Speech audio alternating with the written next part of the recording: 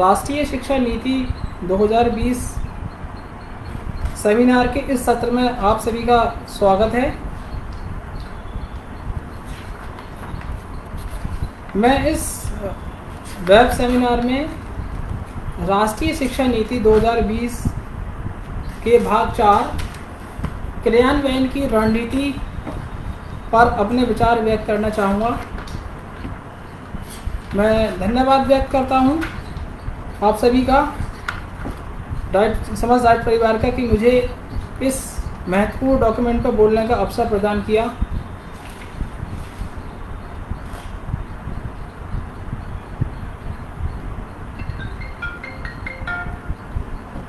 हाँ जी सर, आवाज़ आ रही है? आवाज़ आ रही नहीं? बढ़िया, ठीक है, थैंक यू।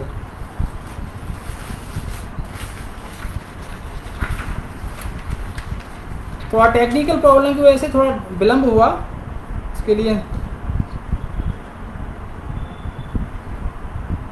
जैसा कि विदित है कि शिक्षा पूर्ण मानव क्षमता को प्राप्त करने और न्यायपूर्ण समाज के विकास और राष्ट्रीय विकास को बढ़ाने हेतु के लिए मूलभूत आवश्यकता है। गुणवत्तापूर्ण शिक्षा तक सार्वभौमिक पहुंच प्रदान करना, सभी के लिए वैश्विक मंच पर सामाजिक न्याय और समता, वैज्ञानिक उन्नति, राष्ट्रीय एकीकरण और सांस्कृतिक संरक्षण के संदर्भ में भारत की सतत प्रगति और आर्थिक विकास की कुंजी है। सार्वभौमिक उच्च स्तरीय शिक्षा व उचित माध्यम है जिससे देश की समृद्ध प्रतिभा और संसाधनों का सर्वोत्तम विकास और संवर्धन किया जाना संभव है। भारत दुनिया का सबसे युवा जनसंख्या वाला देश है, जैसा कि सब जानते हैं, और इन युवाओं को उच्चतर गुणवत्तापूर्ण शिक्षा और शैक्षिक अवसर उपलब्ध कराने पर ही भारतवर्ष का भविष्य निर्भर करेगा। राष्ट्रीय शिक्षा नीति 2020, जिस पर आपने विभिन्न वक्ताओं के द्वारा, हमारे डाइट फैकल्टी मेंबर्स के द्वारा आपने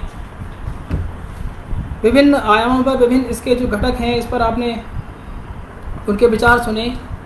और इसी कड़ी में किसी भी जो भी रणनीति या कोई भी प्लान हमारा रहता है, कोई भी कार्यक्रम हमारा शुरू होता है, तो उसका जो परिणाम है या उसका जो दारोमदार है, उसके इम्प्लीमेंटेशन पर डिपेंड करता है कि उसका क्रियान्वयन किस तरह से किया जाना चाहिए। तो राष्ट्रीय शिक्षा नीति 2020 के क्रियान्वयन की रणनीति हेतु कुछ बिंदु हैं जो मैं आपके साथ साझा कर रहा हूं। जो ये डॉक्यूमेंट हमारा है राष्ट्रीय शिक्षा नीति 2020, इसी में उल्लेखित हैं, तो उसी को पीपीटी की फॉर्म में मैं यहाँ पर आपके साथ शेयर कर रहा हूँ और अपनी बात आप तक पहुँचा रहा हूँ। पहला बिंदु इसमें यह है कि केंद्रीय शिक्षा सलाहकार बोर्ड का सशक्तिकरण किया जाना।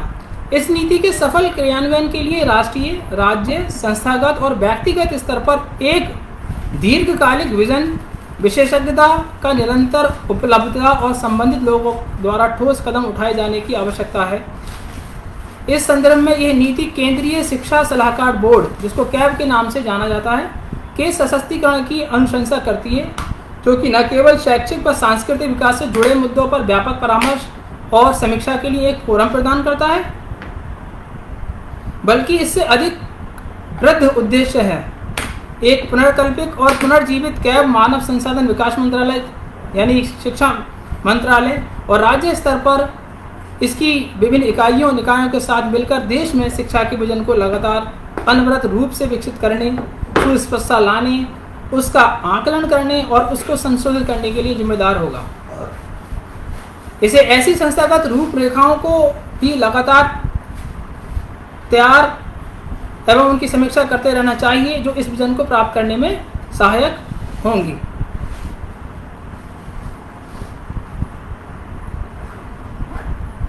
अधिगम और शिक्षा पर एक बार फिर ध्यान केंद्रित करने के लिए ये आवश्यक है कि मानव संसाधन विकास मंत्रालय यानी कि शिक्षा मंत्रालय के को पुनः नामित किया जाए, और ये कर भी दिया गया है। अब हम मानव संसाधन विकास मंत्रालय को शिक्षा मंत्रालय के नाम से दोबारा जाने लगे हैं। पहले भी यही नाम हुआ करता है इसका, अब दोबारा यही नाम हो गया है। बात करते हैं कि इसका वित्तीय पोषण कैसे किया जाएगा। तो वित्तीय पोषण में सभी के लिए वाहिनीय और गुणवत्तापूर्ण शिक्षा, ये नीति शैक्षिक निवेश में उल्लेखनीय वृद्धि के लिए प्रतिबद्ध है, क्योंकि समाज के भविष्य हेतु युवाओं के लिए उच्चतर गुणवत्तापूर्ण शिक्षा से बेहतर कोई निवेश नहीं होता।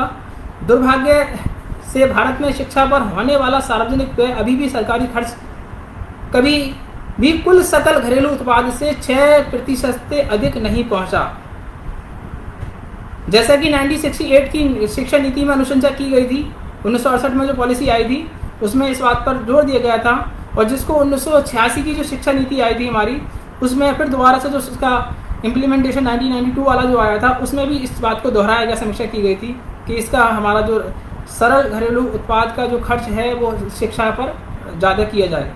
तो वर्तमान में शिक्षा पर सार्वजनिक खर्च अगर हम बात करें तो केंद्र और राज्य सरकारों द्वारा जीडीपी, अगर हम यहाँ पर जो आंकड़ा उठा रहे हैं, डाटा ले रहे हैं 2017 और 18 को उठा रहे हैं, तो उसके अनुसार 4.43 यानी 4.43% के आसपास है, और सरकारी व्यय का यह केवल 10% शिक्षा पर किया जाता है। इकोनॉमिक सर्वे की रिपोर्ट है 2007 और 18 की, यह आंकड़ा अधिकांश शिक्षित और विकासशील देशों से काफ़ी कम है।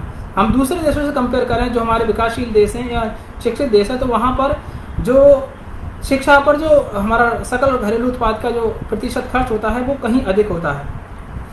तो भारत में उत्कृष्टता के साथ शिक्षा के लक्ष्य को पाने के लिए तथा देश एवं अर्थव्यवस्था के लिए जुड़े लाभों की बहुलता के कारण यह शिक्षा नीति केंद्र और सभी राज्य सरकारों द्वारा शिक्षा में निवेश को पर्याप्त रूप से बढ़ाने का समर्थन करती है। केंद्र और राज्य शिक्षा क्षेत्र में सार्वजनिक निवेश को बढ़ाने के लिए जीडीपी के 6% तक जल्द से जल्द पहुंचाने के लिए मिलकर काम करने होंगे।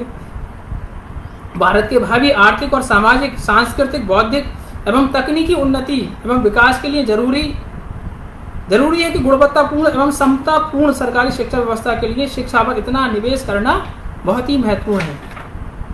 विशेष रूप से शिक्षा से जुड़े महत्वपूर्ण मदों और संगठनों के लिए वित्तीय सहायता प्रदान की जाएगी, जैसे सभी तक शिक्षा पहुंच सुनिश्चित करना, सीखने के लिए संसाधन, पोषण सहायता, विद्यार्थियों की सुरक्षा एवं स्वास्थ्य, शिक्षकों एवं कर्मचारियों की पर्याप्त संख्या, शिक्षकों का विकास तथा पिछड़े एवं सामाजिक आर्थिक रूप से पिछड़े समूहों के लिए समतापूर्ण उच्चतर गुणवत्ता की शिक्षा प्रदान करने के लिए किए जाने वाले सभी प्रमुख प्रयास इसमें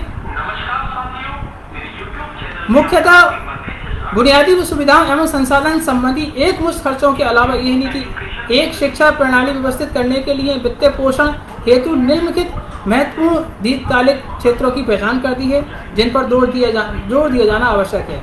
इसमें पहला बिंदु हमारा है गुणवत्तापूर्ण प्रारंभिक बाल्यावस्था देखभाल शिक्षा का सार्वभौमिक प्रावधान, जो ECCE है हमारे यहाँ, जो गुणवत्तापूर्ण प्रारंभिक बाल्यावस्था है उस पर खर्च। जो दूसरा बिंदु है इसमें पढ़ने लिखने और गणना करने की बुनियादी क्षमता सुनिश्चित करना। तीसरा बिंदु है इसमें सभी स्कूल कॉम्प्लेक्सों क्लस्टरों के लिए पर्याप्त और उपयुक्त संसाधन।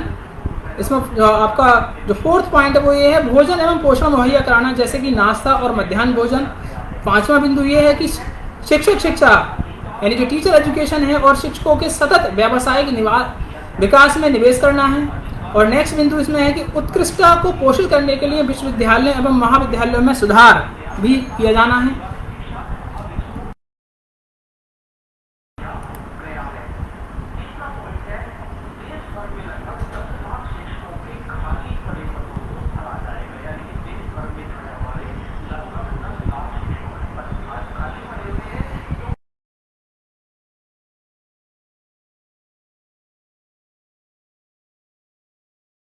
और ऑनलाइन शिक्षा का व्यापक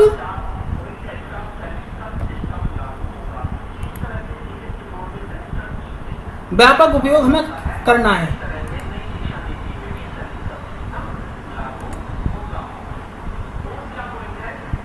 ये हो गया शोध का विकास, यहां तक मैंने आपको क्लियर कर दिया।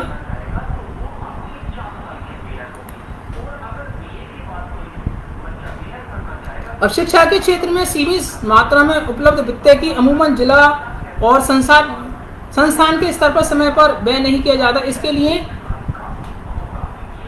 जरूरी है कि उस जिससे उस राशि के लक्षित उद्देश्यों को प्राप्त करने में कठिनाई होती है, यानी जो पैसा रिलीज होता है वो समय से उपयोग नहीं किया जाता। अतः आवश्यकता है कि उपयुक्त नीतिगत परिवर्तनों द्वारा उपलब्ध बजट के उपयोग में दक्षता बढ़ाने की है। वित्तीय प्रशासन और प्रबंधन, जो PFMS सिस्टम जो होता है, इस बात पर ध्यान देना होगा कि निधियां यानी जो हमें बजट मिल रहा है वो आसानी से समय पर और उचित मात्रा में उपलब्ध हो और उसका व्यय ईमानदारी से किया जाए। प्रशासनिक प्रक्रियाओं को संशोधित और सुव्यवस्थित किया जाए ताकि संवितरण तंत्र के कारण अधिक मात्रा में अब जो हमारा व्यय होना है वो अवशेष ना रह सके। सरकारी संसाधन के कुशल उपयोग और धन की पार्किंग से बचने के लिए GFR, PFMS एवं सही समय पर आवंटन से संबंधित प्रावधानों को लागू करने वाली कार्यान्वयन एजेंसियों के लिए जारी किया जाएगा। राज्य और उच्चतर शिक्षा संस्थानों में प्रदर्शन आधारित वित्तीय पोषण का तंत्र तैयार किया जा सकता है कि जैसा जो प्रदर्शन कर रहा है उसको उस तरह का बजट रिलीज किया जाए। इसी प्रकार SEDG के लिए निर्धारित धन के इष्टतम आवंटन और उपयोग के लिए कुशल तंत्र सुनिश्चित किया जाएगा।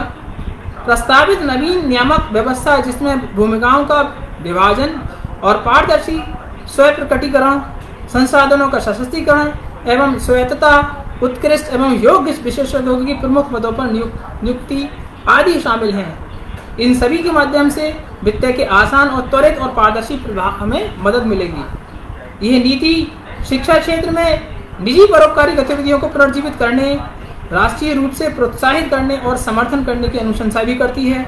विशेष रूप से बजटीय समर्थन के अतिरिक्त जो अन्यथा उन्हें प्रदान किया गया होता है। कोई भी सार्वजनिक संस्थान शैक्षिक अनुभव को बढ़ाने के लिए निजी परोपकारी धन जुटाने की दिशा में पहल कर सकता है, यानी हमें कम्युनिटी हेल्प भी इसमें लेनी होगी।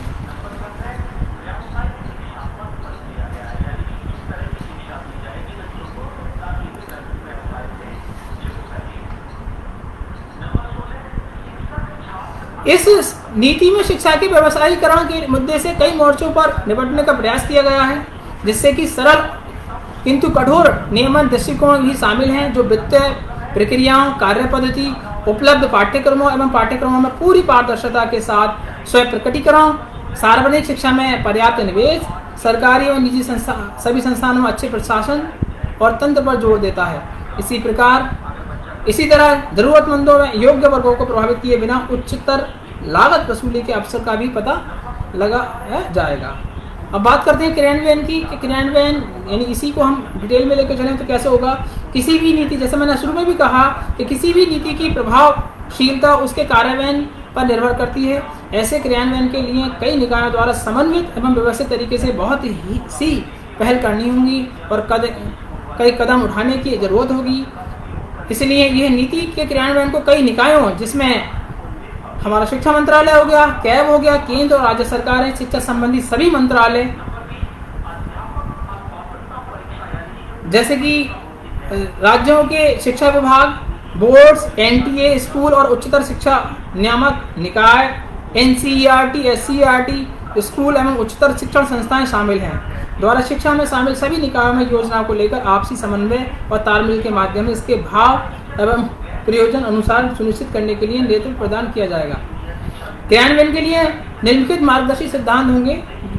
पहला ये होगा कि नीति को भावना और प्रयोजन क्रियान्वयन हेतु सबसे महत्वपूर्ण है कि हमारी भावना क्या है और हम उसका हमारा क्या प्रयोजन है, ये पहला रहेगा हमारा। दूसरा बिंदु है कि नीतिगत पहलुओं को चरणबद्ध तरीके से क्रियान्वित करना हो। महत्वपूर्ण है कि जो बिंदु जरूरी हैं, हर बिंदु में कई कदम होते हैं और प्रत्येक चरण इस दृष्टि से महत्वपूर्ण होता है कि वह अगले चरण के क्रियान्वयन पर आधार बनता है। एक स्टेप बाय स्टेप हमें चलना है। तीसरा, प्राथमिकीकरण द्वारा काम को एक ऐसे क्रमबद्ध तरीके से किया जाना संभव होगा जिसमें सबसे महत्वपूर्ण और अति आवश्यक कार्य पहले किए जाएं ताकि एक मजबूत नींव तैयार हो सके। इसमें आपका फोर्थ पॉइंट ये है कि क्रियान्वयन की व्यापक महत्वपूर्ण होगी। यह नीति एक व्यापक नजरिया समग्रता रखती है जिसमें अवयव आपस में जुड़े हुए, अतः टुकड़ों में प्रयास करने के बजाय समग्र दृष्टिकोण रखते हुए क्रियान्वयन करने से ही वांछित उद्देश्यों की प्राप्ति सुनिश्चित होगी। पांचवा, क्योंकि शिक्षा संवर्धित सूची का विषय है, अतः इसमें केंद्र और राज्यों के बीच सावधानी पूर्वक योजना निर्माण, संयुक्त निगरानी और समन्वयपूर्ण क्रियान्वयन की आवश्यक जरूरत होगी। नेक्स्ट पॉइंट है इसमें संतोषजनक एवं निष्पादन के लिए मानव संरचनागत और वित्तीय संसाधनों को समय से जुटाना अहम बिंदु है। आखिर में क्रियान्वयन हेतु किए जाने वाले विविध उपायों के बीच परस्पर जुड़ाव का सावधानीपूर्ण विश्लेषण और समीक्षा सभी पहलुओं के एक दूसरे के प्रभावी जुड़ाव को सुनिश्चित करने की दृष्टि से जरूरी होगी। इसमें कुछ ऐसे कार्यों में निवेश शामिल हैं। उदाहरण के लिए हम बात करते हैं कि प्रारंभिक बाल्यावस्था शिक्षा का बुनियादी ढांचा, जो न सिर्फ एक मजबूत नींव बनाने की दृष्टि से जरूरी है बल्कि भावी कार्यक्रमों और कार्यों के बाधा रहित संचालन के लिए आवश्यक है। संबद्ध मंत्रालयों के समन्वय से एवं उसके परामर्श करके केंद्र और राज्य दोनों स्तरों पर विषयवार क्रियान्वयन विशेषज्ञ समिति का गठन किया जाएगा, जो इस नीति के उद्देश्यों को चरणबद्ध और स्पष्ट रूप से प्राप्त करने के लिए उपयोग सिद्धांतों के अनुसार एक विस्तृत क्रियान्वयन योजना तैयार करेंगे। शिक्षा मंत्रालय और राज्यों द्वारा निर्दिष्ट टीमों के द्वारा प्रत्येक क्रियान्वयन बिंदु के लिए रखे गए लक्ष्यों के अनुसार नीति की प्रति वर्ष संयुक्त समीक्षा की जाएगी और कैब के साथ उसको साझा किया जाएगा।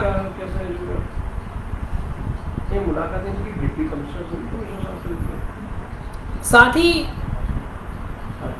लक्ष्यों के अनुसार नीति की प्रति संयुक्त समीक्षा के पश्चात इसको कैब के साथ साझा किया जाएगा और दशक 2030 और 40 के दशक तक संपूर्ण नीति क्रियान्वयन अवस्था में आ चुकी होगी और उसके बाद एक व्यापक समीक्षा की जाएगी। फिर भावी योजनाएं उसी के अनुसार तैयार की जाएगी। तो ये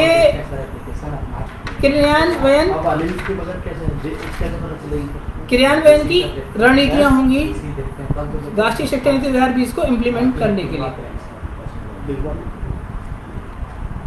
तो ये पार्ट मेरी तरफ से था क्रियान्वयन की रणनीति वाला।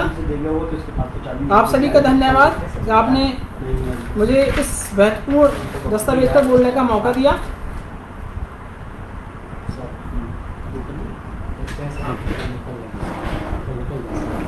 अब देख लो, अब मैं किसी को कुछ नहीं कहूँगा, कब निकल जाऊंगा। अब मैं अपनी जिम्मेदारी पे काम करो। अब मैं इस ऑनलाइन वेबिनार की अध्यक्षता कर रहे हमारे डाइट कांट मुरादाबाद के परम आदरणीय प्राचार्य महोदय से सादर अनुरोध करूँगा कि वह इस वेब सेमिनार पर अपने वक्तव्य प्रस्तुत करते हुए समापन की घोषणा करने का कष्ट करें।